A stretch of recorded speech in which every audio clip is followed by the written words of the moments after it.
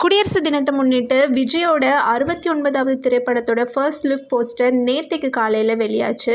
இதைத் தொடர்ந்து 2வது போஸ்டர் மாலையில் வெளியாச்சு. அதில் விஜய் சாட்டையுடன் இருப்பதால் இணையவாசிகள் விஜயை பங்கமாக கலாய்ச்சிட்டு வர்றாங்க. நடிகர் விஜய் தமிழக வெற்றி கழகம் என்ற அரசியல் கட்சியை தொடங்கிய விக்கிரவாண்டியில் முதல் அரசியல் மாநில மாநாட்டையும் வெற்றிகரமாக நடத்தி காட்டினார். இதையடுத்து கடந்த வாரம் பரந்தூரில் விமான நிலையம் கட்டுவதற்கு எதிர்ப்பு தெரிவித்து போராடி வரும் மக்களுக்கு ஆதரவாக அவர்களை நேரில் சந்தித்து உங்களின் போராட்டத்திற்கு துணையாக நிற்பேன் அப்படின்னு சொன்னாரு.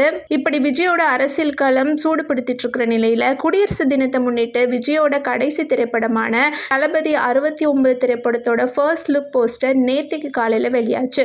அதுல படத்தோட பெயர் ஜனநாயகன் என்றும் விஜய் மக்களுடன் செல்ஃபி எடுத்துக்கொள்வது போல வெளியாகி இருந்துச்சு.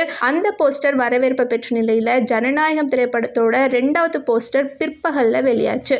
அந்த போஸ்டர்ல விஜய் கையில் சாட்டையுடன் இருக்க நான் ஆணையிட்டால் என்ற வசனமும் இடம்பெற்றிருந்துச்சு. இந்த போஸ்டரை பார்த்த இணையவாசிகள் எங்கள் வீட்டு பிள்ளை படத்தில் எம்ஜிஆர் சாட்டையை கையில் எடுத்து நம்பியாரை அடித்து திருத்துவார், அப்போதுதான் நான் ஆணையிட்டால் அது நடந்துவிட்டால் இங்கு ஏழைகள் வேதனைப்பட மாட்டார் என்ற பாடல் வரும்.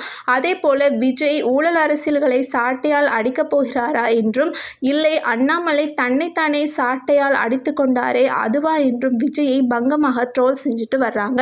இன்னும் சில இணையவாசிகள் பல காமெடி வீடியோக்களை வெளியிட்டு ட்ரோல் செஞ்சுட்டு வர்றாங்க.